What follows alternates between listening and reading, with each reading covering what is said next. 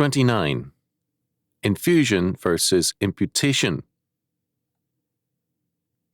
Earlier in chapter 24, Gregory of Nyssa's great catechism is cited to the effect that the God who was manifested infused himself into perishable humanity for this purpose, that is to say, that by this communion with deity, mankind might at the same time be deified.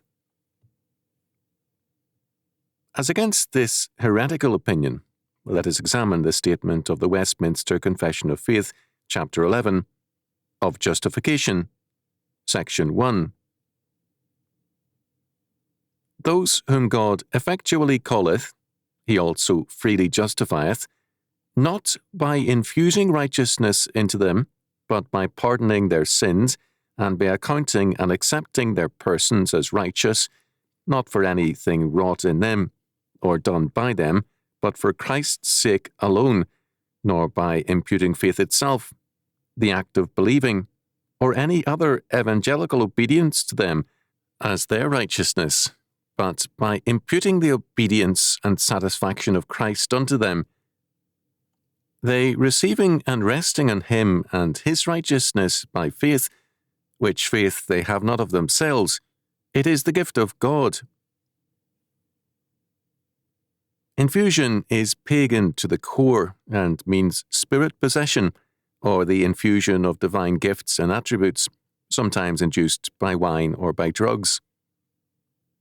Thus, in the cults of Bacchus, the women were, by means of systematically induced frenzy and ecstasy, whipped up into a supernormal and savage kind of activity. Bacchus was not only the god of wine, but, for the Egyptians, one of the rulers of the underworld, according to Herodotus. The rites of Bacchus, or Dionysius, were marked by wild dances, drunkenness, and ecstasy. An aspect of the worship of Bacchus or Dionysius was the killing of a live goat by rending it in pieces and devouring it raw. Since the goat was a form assumed by Dionysius, the cult members apparently believed that they ate thereby the body and blood of their god. Thus, there was an infusion of the god by drinking wine, by ecstasy, and by eating the goat's body and blood. At every step, infusion meant the act of man, whereby an attribute, spirit, or power of utterance of the god was seized by man. Imputation, on the other hand, is entirely the act of God's sovereign grace, whereby the righteousness of Christ, his obedience to and satisfaction of God's justice and law, is imputed to the elect. Imputation is a legal fact. Infusion is a human experience. The elect are righteous in their justification only by imputation, not by any experience or infusion.